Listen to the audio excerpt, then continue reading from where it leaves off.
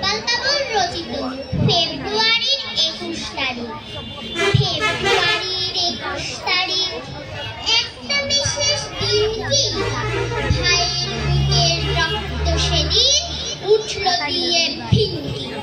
পথ হয়েছে রঞ্জিত সেই টকটকে লাল রক্তে। কি ভেবেছে এমন হবে এই দুপুরের অক্তে? ঝাঁঝরা হলো বুকটা এমন কাঠছড়া সেই গলিতে। তাদের ছবি আঁকছি আমি রক্তে ভেজা তুলিতে।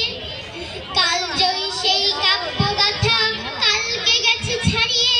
তাদের স্মৃতি জীবন্ত আজ যায়নি ভুলে হারিয়ে।